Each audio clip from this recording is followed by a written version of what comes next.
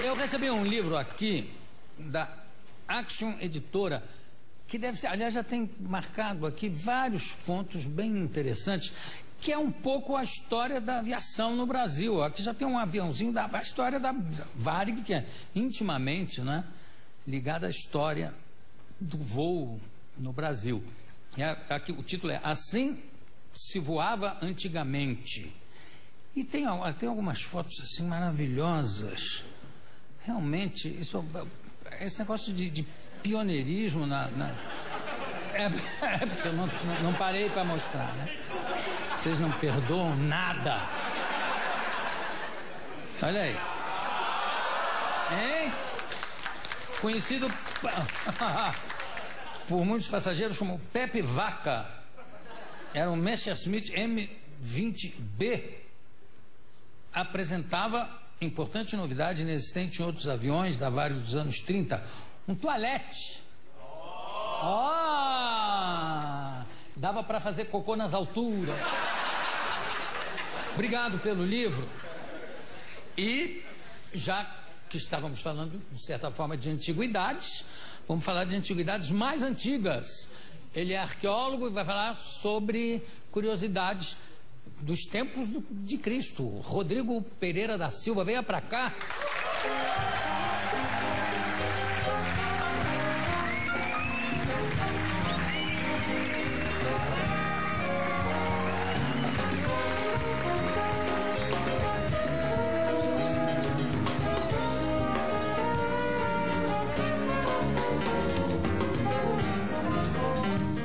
Eu tô vendo que você trouxe uma...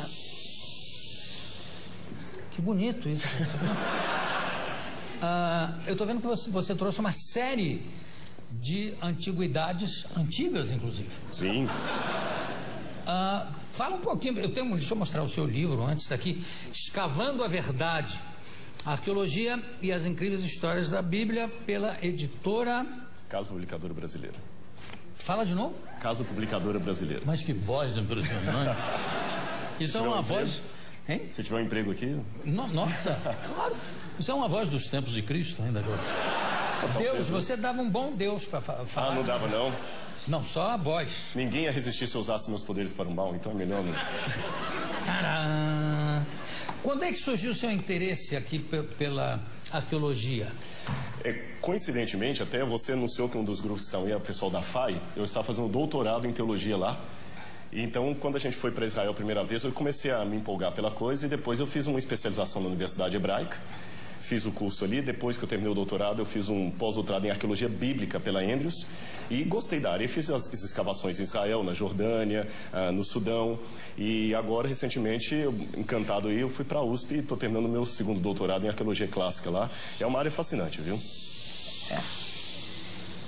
Eu vou explicar esse xixi. Pra você não ficar assustado. Não, eu não estou assustado. Aqui nada mais me assusta. Caneca falar comigo, eu respondo. Esse show é o seguinte, tem alguns alunos aqui do NASP, lá de onde eu dou aula, e tem essa malícia que eles vão falar que gostaram. Então faça um pro Jô. É isso aí, viu? Então fica assustado.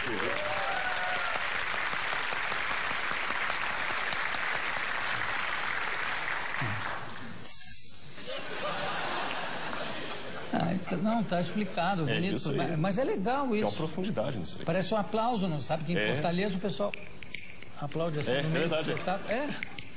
Quer ver? Façam isso aí, olha aí.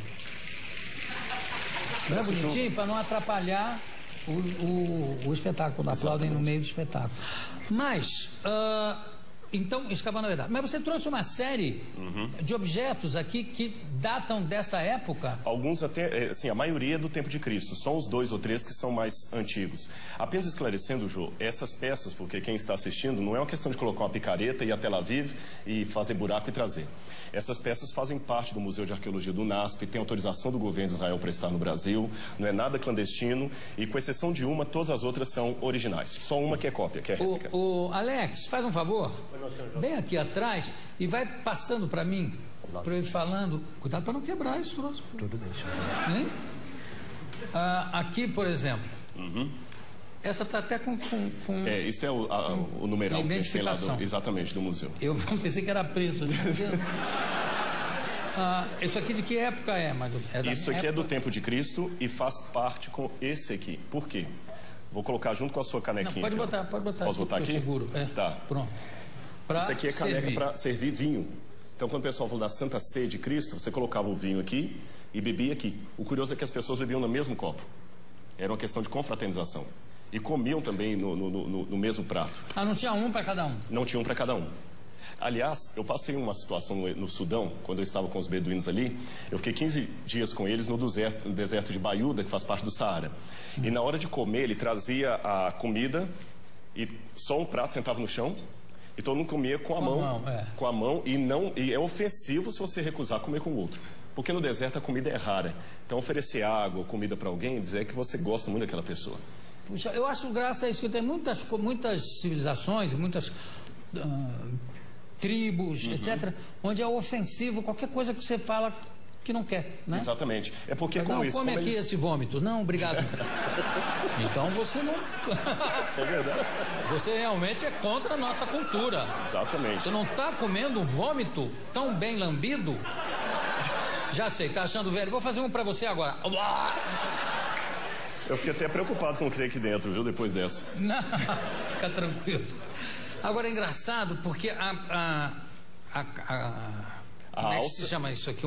Isso é como se fosse uma ânfora. Uma ânfora. Uma ânfora, né? para colocar vinho. O cara quando pega já pensa que está bêbado, porque ela, olha só, ela não para quieta, né? Ela fica... Interessante, quase todas têm essa base. E sabe por quê? Eles fixavam no chão para manter conservada a bebida. Não tinha na época claro. Geladeira e tudo mais. Aí servia aqui. E todo mundo, o anfitrião primeiro bebia e todo mundo bebia junto. Exatamente. Quer dizer, os anfitriões tomavam a baba do primeiro. A baba do primeiro. Agora, o cara queria sempre ser o primeiro. Opa, primeiro eu. Uma curiosidade que ainda tem até hoje. Quando a pessoa roubava, fazia alguma coisa, que eles cortavam a mão, porque tem uma coisa. Se alguém estiver no Oriente Médio, jamais estenda a mão esquerda para um muçulmano, por exemplo. Porque a mão esquerda é para limpar o corpo. A direita é para tocar na comida. Então, se alguém roubasse, fizesse qualquer coisa assim, eles cortavam uma das mãos, porque ele seria obrigado a tocar na comida com a mesma mão que limpava o corpo. Se tornava nojento comer com ele. Ele ficava excluído. Então, essa questão de cortar as mãos tinha essa exclusão. Enquanto estava todo mundo comendo junto, exclusão lá. Da mão, né? Sim, já duas... Matéria de exclusão. Exatamente. Se roubasse muito, eram as duas mãos. As duas mãos. Se estuprasse? Bom, nem se fala. Agora imagina essa lei hoje aqui no Brasil, né? Imagina essa lei aqui dentro. O que ia ter de maneta, enfim. Bom, aqui o que é mais? Vai passando para mim, Alex. Bom, aqui nós regressamos bastante, já que você perguntou o tempo. Essa é a réplica que eu trouxe, a única cópia, o resto é original. Que coisa interessante. Uma carta de 4.000 anos. Isso é o período que a gente chama período do bronze em arqueologia, data anterior ao ano 1200 a.C. Essa é uma cópia, não original, de como seria uma carta nos tempos de Abraão. E esse é um envelope. Eles colocavam e estavam juntos. Agora, já que eu mostrei isso, é interessante que esse aqui é original. Esse é original, é um recibo da mesma época. A venda recibo? Recibo. Para bater imposto de renda. Sério. Esse é de Ur, dos caldeus, época de Abraão. Eles doavam para o templo vaca ou algum animal para sacrifício. Então o sacerdote, o patese, fazia o recibo e ele guardava para bater imposto de renda que já existia em Ur dos caldeus por volta de 2.000 anos antes de Cristo. Isso aqui o que? Isso aqui esse é sumeriano. Sumeriano. Em sumeriano, mas sumeriano. Não é. Isso aqui não é um recibo de imposto de renda. Não, isso é uma carta comercial. Se esse fosse um recibo de imposto de renda, isso aqui sonegava. Sonegava. Com certeza. Você viu? Um é recibo, outro é uma carta. E fora o envelope. E aqui é... O envelope. O envelope. Então colocava e lacrava com um selo. E a pessoa que recebia tinha certeza que ninguém leu antes dele porque estava lacrado. Você só abriu uma vez. Então, aqui, Alex, pega mais umzinho, obrigado. Essa é uma lâmpada... Olha o recibo. Esse é um recibo, também sumeriano. E esse é autêntico? Esse é autêntico, esse é original. Você achou de uma escavação? Ou não, esse foi doado pelo professor Paulo Borck, que nós até demos o nome do museu para ele, da coleção dele. Na verdade, do que a gente escava, não dá para trazer. E são peças que já foram escavadas e o governo doa, ou no caso desse foi uma coleção particular. Aqui o que é? Essa é uma lâmpada dos tempos de Cristo, colocava o azeite nesse buraco maior, aqui, azeite né? de oliva. E aqui o que é um pavio? Aí era o pavio, acendia e iluminava a casa. Então, quando Cristo fala na Bíblia, vós sois a luz do mundo, ele estava se referindo a isso aí. Aí, quando compara a Bíblia, lâmpada para os meus pés é tua palavra, numa época de plena escuridão, não havia energia elétrica, isso aí que salvava a situação das pessoas. Me explica, tinha um lâmpada, isso aqui chamava lâmpada. Lâmpada. Tinha maiores do que essa? Tinha algumas maiores. As lâmpadas, inclusive, mudam de época para época. As lâmpadas nos ajudam em datação, na seriação. A lâmpada do tempo de Cristo é diferente da lâmpada do período grego de Alexandre o Grande. Que já era mais... Alexandre está antes, 300 anos. Mas já era maior? Não. Até as maiores, por incrível que pareça, eram do período da Idade do Bronze. Eu não trouxe nenhuma aqui, mas elas eram desse tamanho. Agora, havia aquelas tochas também, maiores, mas lâmpadas mesmo, no máximo desse tamanho assim, não mais do que isso. O que se usava nas tochas? Nas tochas também, às vezes usava, depende do local. Em muitos lugares usavam azeite de oliva. Porque, por incrível que pareça, ele mantém a chama. Nos lugares como o Iraque, por exemplo, eles já usavam betume, e material de petróleo que era inflamável e já era usado desde a época da Babilônia Antiga para, por exemplo, fazer argamassa para tijolo ou para também manter as lâmpadas funcionando. O negócio e as tochas, eu fico muito impressionado. Quanto tempo uma tocha continuava acesa? Geralmente não era muito tempo não, porque a tocha era mais para iluminar um caminho rápido, né? Isso era mais para uma casa e havia uma coisa interessante. Não havia muito a vida noturna que nós temos hoje. As pessoas dormiam cedo. Quem estava de noite ou eram ladrões ou eram soldados. Dificilmente você tinha um cidadão comum de noite. Ou se fosse uma festa, um part-time, isso acontecia no palácio, não havia, as tabernas eram poucas, não havia muita proibição disso. Tinha horário de verão na época, não? Não, o horário de verão foi inventado por Abraham Lincoln, né? Não, desculpa, Benjamin Franklin. Benjamin Franklin. Você falou o negócio do horário noturno, o que obrigava um pouco as pessoas a serem mais diurnas é exatamente o negócio da iluminação. Exatamente, né? Era muito perigoso. No Saara eu senti isso. E também não apagou a luz, escurece, você não vê nada, porque aqui por mais que apague a luz, que teve um blackout num bairro, mas as outras casas estão iluminadas. Você vê um pouco e tudo. Ali não, só se houvesse uma lua cheia. Fora isso, não se via nada. E o céu 5 vezes mais estrelado foi a oportunidade que eu vi lá no Saara. Quer dizer, quem tivesse um horário destrambelhado, como eu, que dorme tarde e acorda tarde, ia ter que ficar lendo a luz de candeeiro. De lâmpada. De lâmpada. Vamos lá, aliás, também aproveitando você aqui, já pulando de época, na Idade Média usavam muitos arqueiros famosos, arqueiros ingleses que usavam o arco longo, né? Com isso ganharam todas as grandes batalhas, mesmo sendo inferiorizados em número. Tinha um negócio das setas incendiárias. O que passava ali na ponta da seta? Eu sei que enrolavam com pano, mas passavam o que também? Betume? Geralmente betume, eu ia falar isso. Geralmente era o betume. Eles traziam betume, só que na região do Oriente Médio não havia muito as setas incendiárias. Não, eu sei não. É mais na Europa, especialmente no período das cruzadas. Exatamente. Especialmente no período das cruzadas. Aí sim, aí eu tenho que voltar para o Oriente Médio, porque as cruzadas faziam isso, né? Passavam betume, aquele óleo ali, e às vezes também óleo fervente que eles jogavam. Tanto é que as cidades, as portas nunca eram assim, elas sempre faziam um L para dificultar a entrada, por exemplo, de um ariete, alguma coisa assim. Agora, uma coisa que eu soube histórica é que o famoso Ricardo Coração de Leão, né, que foi rei da Inglaterra, líder de uma das cruzadas, líder dos cavaleiros ingleses, era gay, tinha caso com o rei da França, com o Filipe. Foram para as cruzadas para ficar namorando lá em paz, porque... Mas eu posso ele era terrível. Mas eu posso falar um comentário que um amigo meu que mora em Londres falou? Não. Ele falou que quando ele chegou em Londres, ser gay era uma coisa não aceita. Depois passou a ser compreendido, respeitado. Ele falou, vou embora antes que se torne obrigatório. Parece assim, eu respeito os homossexuais, é claro, mas parece que hoje todo mundo que é inteligente tem que ser gay, né? Então, tem alguns autores... Eu tô fora de época, então. Vai ver que eu sou burro. Dois. Deixa eu te falar. Não, eu fiquei impressionado com o negócio do Ricardo Coração de Leão. Não é pelo negócio dele ser gay, é de ir para fazer as cruzadas para poder namorar em paz com o rei Filipe. Brigaram, o Filipe voltou e ele ficou... E havia uma crueldade na época que ele chegou a incendiar uma mesquita cheia de gente para matar, queimou uma multidão dentro de uma mesquita e para ele tudo bem, aquilo não contava porque eles eram Infiéis, que eram... Infiéis, na verdade, não, eles infiéis não, os infiéis, os muçulmanos que atribuem o título de infiéis aos cristãos. Exato. Mas, enfim, eles não consideravam nem que eles tinham... O Papa permitia, né? Sim, nossa, se você visitar... Você com certeza visitou os museus da Inquisição da Idade Média, são coisas terríveis. O que é isso aqui? Isso aqui é um espelho. Nossa! Olha como está nítido. Na verdade... Espelho meu... Essa parte esverdeada é porque o bronze, com o tempo, ele adquire essa cor esverdeada pelo característica da velhice, né? Só que o espelho, na época, ele era um bronze polido. E curioso que a Bíblia, quando Paulo fala assim, em Coríntios 13, aquela passagem bonita, o amor é a maior das virtudes, ainda que eu tivesse o dom de falar o idioma dos anjos, de todos os homens, se não tiver amor, nada servirá. E no final ele fala, hoje contemplamos a Deus por um espelho, obscuramente. Mas então o conheceremos como eu sou conhecido. Quando eu leio a Bíblia, mas se eu contemplo a Deus por um espelho, o espelho é nítido. Na época não, era um latão, um bronze. Então você via um rosto, mas não muito claro. Então por isso que ele compara. Hoje a visão que nós temos de Deus é uma visão distorcida. Essa era a ideia do espelho. Então quando a gente pega no passado aquela questão da ninfa que se apaixonou lá pelo... fugiu o Narciso, que ele se contemplava na água para ter o seu reflexo melhor, porque o espelho não era o suficiente, é por causa dessa realidade. Embora no primeiro século a.C. você já tenha a primeira invenção do vidro, mas espelho mesmo é do período bizantino em diante, até por volta do século 7, 8, ainda é latão ainda que usava. Sempre latão? Sempre latão. Alex, vai passando. Esses aí têm um significado... famosos cravos. Pregos romanos. Inclusive alguns usados em crucifixão.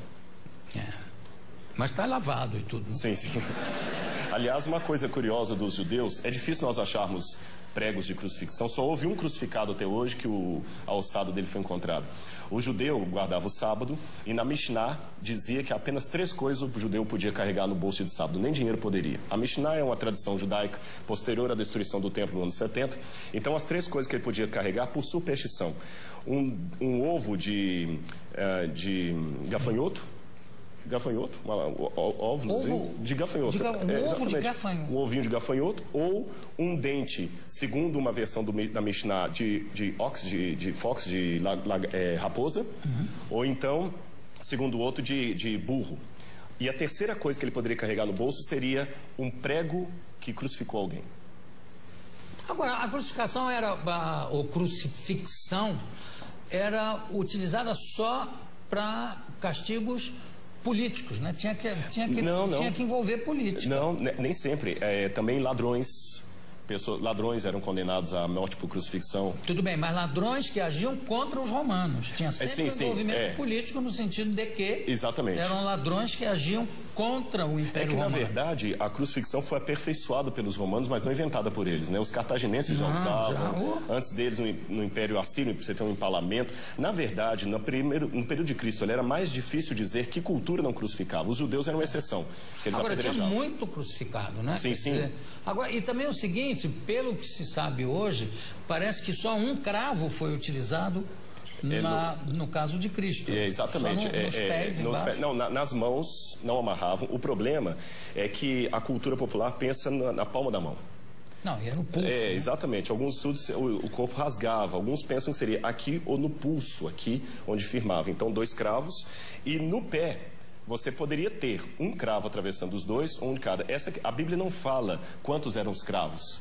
Essa questão de 3 cravos é mais uma questão teológica posterior da Idade Média, para significar a Trindade. Como tudo sobre a época, né? Tudo firmado ou em Paulo ou na Idade Média, né? Exatamente. História dos santos. E também o comércio, imenso comércio que havia sobre as relíquias. Não, isso foi terrível. Frederico o Sábio, que era da Prússia lá, Frederico o Sábio, ele tinha muitas peças, e até tem um autor que chega a ironizar contando uma fala de Lutero, que Lutero, quando estava dando aula, dizia que havia tantos ossos de santos na Europa, que só na Espanha você podia encontrar 15 dos 12 apóstolos.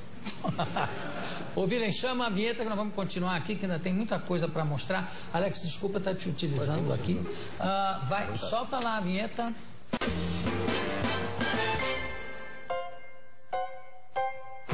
Tenho aqui ao meu lado o arqueólogo Rodrigo Pereira da Silva. Eu estou segurando aqui na mão 2 anéis, né? Na verdade, o segundo não é um anel, é um selo O de cá é um anel, mas ambos têm a função de selar a carta. Exatamente. Claro. Um é como se fosse um carimbo e o outro você coloca em forma de anel. Aqui já é menos antigo, não é? Não, é período do primeiro século. É? Todos dois são do primeiro século, da época de Cristo. E as moedas aqui? Todas são do primeiro século também. Essa, na verdade, é a dracma de prata. Foram 30 moedas dessa. Essa está mais bem preparada, né? Essa aqui está mais escurecida. São a dracma de prata. São 30 moedas dessa que Judas ganhou para atrair Cristo. 30 dracmas de prata, como a Bíblia coloca. E você tinha outras moedas de bronze. São de valor inferior. O que valorizava a moeda era o material do que ela era feita. Você tinha moeda de prata, ouro, bronze e de ouro. Não é isso? E aqui, bom, não dá para a gente pegar coisa por coisa, mas aqui são uma pá... na verdade é uma chave. Aqui é um pente, ou não? Uma chave. É uma chave? Uma chave romana. Uma chave romana. O tamanho da fechadura. Então você tem chave. Isso é uma chave. Aquilo é uma concha romana. E ali é uma ponta de lança. Uma ponta de lança romana. E aí você tem objetos de perfume que geralmente a gente encontra em túmulos. Certo. Agora vamos falar um pouquinho das espadas que estão aqui. Ah, sim. Posso pegar aqui então? Pode, claro. Eu tenho, essa aqui é uma réplica. Sim. Se quiser pegar, é um pouco pesada. Claro, que se tivesse... Essa é uma réplica, essa é uma espada como se fosse um centurião romano. Você nota que ela tem o brasão de Júlio César aqui, não é isso? E então essa espada toda enfeitada era dada para alguém que era um centurião. Ela era comandava pesada. 100 soldados. Exatamente, uma centúria. Ela não era de ficar espadachim, não. Aquilo ali já é do período da França. Não, isso era na base da espada mesmo, da porrada. Exatamente. Essa aqui já é original. Agora, o peso dela era esse? Exatamente. O peso era esse? Réplica, exatamente. É pesado isso aí. Quer dizer, eu já peguei espadas aí do período medieval, aquelas espadas longas, que também para segurar precisa de 3 braços. Sim. E o cara ainda cheio de armadura. Tem armadura, tem o peitoral, tem o capacete que pesa. Realmente. E essa aqui é original? Essa é original, só que essa é bizantina. Essa data mais ou menos ali do 4º século depois de Cristo. Mas ela é mais leve também. que essa. É mais leve, porque essa é de um soldado raso. Ah, porque era por peso? Era por peso, exatamente. Então era imperador lá, se é por peso... Para o sujeito chegar a esse nível aqui, tinha muitos pesos a passar, viu? Isso aqui era de um soldado raso. De um soldado raso, um soldado que estava em início de combate ainda, estava... Quando é que há uma mudança significativa e que faz com que haja uma mudança de domínio também, de império, de uma arma, porque antes as espadas eram de bronze. Você tinha o período do bronze, exatamente. E depois... depois tinha o período do ferro.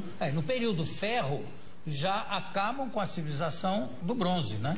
Com espada. Ainda havia grupos, por exemplo, você encontra no período do ferro, Israel, por exemplo, quando a Bíblia fala das lutas de Israel, Israel não tinha as armas de ferro. Quem dominava a cultura do ferro eram os filisteus. Que ficavam onde hoje é a faixa de Gaza. E ganhavam, claramente, que o aço... Você dá uma batida... O metal de um é mais forte que o metal da outra. Quebra outra. Tanto é que tem uma coisa curiosa na Bíblia, que conta que quando Davi foi combater com Golias, o rei Saul deu a armadura dele para Davi, porque eles não tinham armadura, o exército de Israel. Então havia... a história não é estanque. Há pessoas ainda com uma cultura mais antiga, mais primitiva, convivendo com outra simultânea de cultura mais moderna. Agora, na hora da batalha, ganhava... Às vezes a esperteza, a estratégia, o local também ajudava muito. Nem sempre a batalha foi dos mais fortes, a vitória foi dos mais fortes. Nós temos Tirando Davi e Golias, qual é o outro caso? Nós temos muitos casos, por exemplo... sem valer milagre. Sem valer milagre? Não, claro. Valendo milagre. Nós temos, por exemplo, Salah-ad-Din, o exército de Salah-ad-Din em Jerusalém, quando os cruzados ganharam uma época, porque eles perderam algumas vezes, mas ganharam algumas batalhas, eles eram tremendamente pequenos. Você tem os valdenses, que estavam fugindo da Inquisição da Idade Média. Os valdenses tinham apenas um bocado de galhos e pás e venceram a batalha. Você tem muitos casos na história. Aí na base da estratégia. Mas o Saladinho um pouco deixando também, né? Sim. Teve aquela questão da irmã dele agora. Vou dar um exemplo moderno. Quem pegou Bin Laden? É verdade, mas aí também... E nem precisa de milagre. Não, aí basta suicídio. Também, mas a história é irônica, a história nos surpreende. A história não é um manual bem escrito, não. A história, nem sempre as coisas saem conforme planejado. Não, claro, graças a Deus.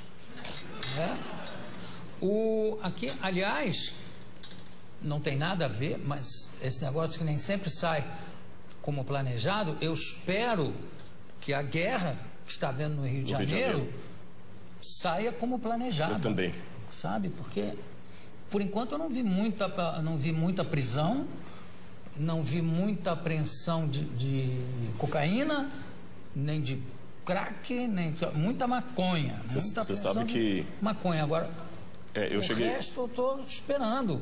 Eu cheguei ontem nos Estados Unidos e o que a mídia internacional está colocando é que o Brasil está em guerra. Mas é. E eu cheguei assustado aqui. Mas vai dar tudo certo, se Deus quiser. Semana que vem eu estou no Rio de Janeiro. É verdade, eu vou dar uma palestra lá em Botafogo. Conto com você, conto com você. Eu vou levar a espada. Isso, claro. Vamos falar Parece que só foi encontrada uma ossada de um crucificado. De um crucificado? Uhum. E como é que é? Ele estava o quê? Sem buraco, sem furo nas mãos? Não, foi... Que amarravam os braços também, né? A questão do amarrar hoje está sendo questionado, porque não temos nenhum relato antigo que menciona isso. Foram as reconstituições renascentistas que falavam disso, mas nós não temos nenhum relato romano que amarrava os crucificados. Tudo bem, mas esse que encontraram? Esse que encontraram foi o seguinte: depois da Guerra de 6 Dias em Israel, em 1968, a Guerra de 6 Dias, 1967, eles estavam fazendo uma terraplanagem num bairro no subúrbio de Jerusalém chamado Givat HaMevitar. E os tratores bateram em ossários, ou caixões de pedra. Sim. E nos ossários, geralmente, você tem os ossos da pessoa e o nome escrito lá de fora, em alguns deles. E estava o nome Yohanan ben Hagakol. Ah, sim. Aliás, essa descoberta já... Não, a descoberta já tem algum tempo. Tem. Foi na década de 60, né? 68. Então, quando eles pegaram, eles abriram o ossário e perceberam que havia algumas coisas curiosas. O fêmur estava quebrado. E no calcanhar havia um cravo romano fixado ali. Foi o único que encontraram. Então, a partir daquela ossada ali, eles fizeram um levantamento legístico de como seria a posição de um crucificado na cruz. E é bem diferente do que a gente imagina claro. Das reconstruções medievais. E o sofrimento de Cristo ficou de uma maneira muito mais dantesca, a visão arqueológica, e eu até diria legística, porque foram médicos de medicina forense que fizeram reconstituição da causa morte. E o negócio de cravo na mão não tem? Não, porque o osso dele estava muito fragmentado. Mas então não tinha, os ossos da mão não estavam todos inteiros. Pelas profecias, certamente não é uma ossada de Jesus. Ah, não, com certeza não. Porque, inclusive, se eu não me engano, tem uma das profecias que diz: nenhum dos seus ossos será quebrado. E não conhecerá a corrupção. E nós temos evidências. Eu sei que muitos historiadores hoje negam a ressurreição de Jesus, pensam que é uma teologia, mas eu digo, com base histórica, a ressurreição de Jesus aconteceu e nós temos muitos elementos históricos para afirmar isso, a despeito do questionamento de muitos historiadores. Mas sobre a ressurreição? Sobre a ressurreição. Mas qual é o dado histórico que pode haver sobre a ressurreição? Claro que é uma questão de fé. Para mim é uma questão de fé. A própria forma como os relatos evangélicos estão não demanda uma propaganda. Porque o que é uma propaganda? Uma propaganda, às vezes, você mascara, enfeita uma coisa para vender um produto. Aqueles discípulos estavam, em primeiro lugar, sofrendo perseguição e abuso por causa daquilo. A ressurreição era uma única doutrina da antiguidade que ninguém aceitava. Eles aceitavam a história de Platão, que a sua alma ia para o Éon, podia aceitar a história de Pitágoras, que você transmigrava a alma de um corpo para o outro, ou então ficar com os epicureus, que morreu, acabou. Mas a ressurreição... A reencarnação exatamente, a transmigração de almas está ali perto. Exatamente, alguns judeus aceitavam a reencarnação. Agora, a ressurreição era uma coisa que ninguém comprava essa ideia. E outra, na época, pelo machismo... Mas isso, desculpa, mas isso não é uma prova histórica. Sim, mas a forma como os evangelhos foram descritos é interessante. Eles quebram todas as regras de propaganda. Quer um exemplo? Porque para eu saber se é histórico ou não, lembremos, história não dá para levar ao laboratório e repetir o processo. A forma como tratamos a história é diferente. Você olha um documento, e o que você considera uma prova histórica? Como ele foi redigido? Ele foi redigido de uma maneira histórica, com E, ou uma maneira de propaganda, ou uma maneira real. E os evangelhos, por exemplo, eles mostram que a primeira testemunha de Jesus ressuscitado foi Maria Madalena, que era mulher. O testemunho de uma mulher não era válido. Se eles quisessem vender uma teoria, eles colocariam que os homens viram Jesus e não as mulheres, porque o testemunho de uma mulher não era válido. Segundo, o fato de Jesus ressuscitar no terceiro dia. Para o judeu, até o terceiro dia você podia ter um coma e voltar. Interessante que Jesus ressuscita depois do terceiro dia, ele estava realmente morto. Outro detalhe... Mas ele não ressuscita com o mesmo corpo que ele morre, né? Mas é um corpo glorificado. Mas ele tinha algo tangível. Tanto é que quando ele aparece para Tomé, o famoso São Tomé, um incrédulo, ele fala, Tomé, veja que sou eu, porque um espírito não tem carne e osso, toca nas minhas feridas. E depois ele pergunta, o que vocês têm para comer? Eles tinham peixe e favo de mel, e ele come com eles. Então é um corpo glorificado, é uma questão de fé, é claro, mas tem uma continuidade com um corpo humano. Não, tudo bem, mas tudo isso, desculpa, eu sou uma pessoa de fé, né? Entendi, claro, Estou aqui fazendo um pouco o advogado dele, que é o seguinte, tudo isso foi muito mexido, remexido, na Idade Média, no primeiro imperador católico, Constantino. Né? Constantino, inclusive as datas de carnaval, diz tudo para conjuminar, para juntar com as datas de feriados. Exatamente, pagãos.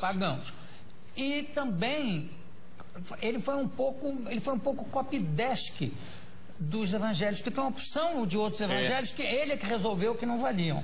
Na verdade, quando a gente trabalha isso, a gente trabalha com a crítica textual. A crítica textual se vale de documentação anterior a Constantino. Então nós temos fragmentos do Evangelho de João, por exemplo, John's Highlands, que data do ano 150, 170 antes de Constantino. Outro detalhe, Constantino era analfabeto. E os evangelhos apócrifos que começaram a surgir, os famosos aí, com todas aquelas histórias, eles não foram aceitos no cânon. E até contrário à decisão de Constantino, que Constantino queria que eles entrassem. Esse é um detalhe curioso da história, não foi ele que selecionou 4. Constantino não tinha cultura teológica, ele é um homem era analfabeto. Constantino permaneceu pagão até o final, ele pretendeu ter se convertido. Um político fantástico. E um último detalhe, nós temos uma informação que me chama a atenção. Flávio Josefo, um historiador judeu do primeiro século, que não era cristão, ele escreveu, Jesus Cristo, houve um homem, no grego está ginestai, um homem chamado Jesus, que foi crucificado, morto por Pôncio Pilatos, e segundo os seus discípulos, ressuscitou no terceiro dia e apareceu a muitos. Flávio Josefo nunca se converteu ao cristianismo, era um historiador judeu, e ele dá esse depoimento que a ressurreição era algo testemunhado. Esse texto é tão importante que alguns críticos falam, não, foi copista cristão que interpolou, que copiou. Porém, todas as cópias de Josefo que nós temos, inclusive uma cópia, uma tradução para o árabe, feita por muçulmanos, contém esse trecho. Então, do ponto de vista da crítica textual, é um texto autêntico, original de Josefo, também testemunhando a ressurreição. Claro, eu não duvido a autenticidade dos textos. Eu duvido, em alguns casos, do testemunho em si. Quer dizer, não, eu vi, eu tive. É um testemunho, está lá escrito que ele viu e que ele teve, mas claro. Que ele esteve mais... Agora, tem uma coisa que é bom, eu gostei de você ter falado uma coisa. Na Idade Média, se acrescentaram muitas lendas. Esse é que é o problema. E o pessoal confunde as lendas que está na Bíblia. E só um detalhe com relação ao testemunho. Quando a pessoa dá um testemunho vendido, ela vai ganhar alguma coisa. O que os apóstolos ganharam com aquele testemunho? Pedro morreu crucificado de cabeça para baixo. Paulo degolado. Então, quanto tempo demora uma mentira? Essa que é a questão. Eles não ganharam nada, só ganharam perseguição. Então, das duas, uma. Ou aquele pessoa era muito doido, ou ficaram tão extasiados com aquilo que preferiram morrer a negar o depoimento que eles estavam. Porque se fosse uma mentira, eles tinham pulado fora. Ninguém ia ficar com Cristo até o final. O único que traiu foi Judas. Os outros ficaram, e até hoje a história está aí, e nem a modernidade conseguiu matar essa brilhante história da ressurreição de Jesus. Bom, claro, porque eu acho que aí, de novo, eu acho que é uma questão de fé. Né? Se você acredita, acredita. Se você não acredita, não adianta. Claro. Eu acho que não se pode provar a fé, graças a Deus, não se pode provar a fé cientificamente, não tem como. Claro. Concordo, né? Exato. Agora, e tem as lendas, tipo aquela que diz que Jesus, depois que ressuscitou, reuniu os discípulos, subiu numa pedra e disse, foi subindo enquanto dizia, adeus mundo, de 1000 passarás, 2000 não chegará. A 2000 não chegarás. E subiu. Eu queria saber como é que fica isso rimando em hebraico ou em aramaico. Yidervot shepayoro, tingas arovalo. E sumiu. Algumas palavrinhas em aramaico. Foi o pezinho dele marcado. Exatamente. Marcado na rocha. Você sabe que lá em Jerusalém tem isso por causa dos muçulmanos. Que os muçulmanos falam que Maomé, quando foi assunto ao céu, deixou as marcas da mula dele lá no domo da rocha. Agora, essas pedras eram muito moles. Muito moles. Agora, é importante, Jô, a gente ter bem claro isso. Concordo, é uma questão de fé. Mas a fé é racional. Porque senão eu posso... Essa frase é a maior antifrase que eu já ouvi aqui na minha vida, Rodrigo. A fé é racional. Ela é racional, porque senão ela não é fé, é fideísmo. Você é um craque, realmente. Parabéns. Obrigado. Você vai ter que voltar aqui pra gente conversar mais. Obrigado. Porque eu adorei. Claro que eu não sou Judas, não vou pegar 30, mas umzinho eu vou. Eu conversei aqui com Rodrigo Pereira da Silva. Também adorei. Temos muito o que falar. Eu posso dar só o telefone se alguém quiser visitar o museu ou conhecer, pegar o livro? Falta de fé, concentra que todo mundo vai saber. Aí é fideísmo. Qual é o telefone? Olha, se alguém tiver interesse no livro, no conhecer lá, é 0300 789 1111. 0300 789 1111. Tem o livro e tem outros materiais também de arqueologia que você pode ter lá. Yara, põe o telefone embaixo, por favor. Assim. E claro que fica para mim o único mandamento realmente que fica o mais importante de todos é amai-vos uns aos outros como eu vos amei. Porque se fosse isso, não tinha guerra, não tinha... Concordo. Né? Exatamente. Mas, enfim. Muito obrigado. Daqui a pouco a gente volta.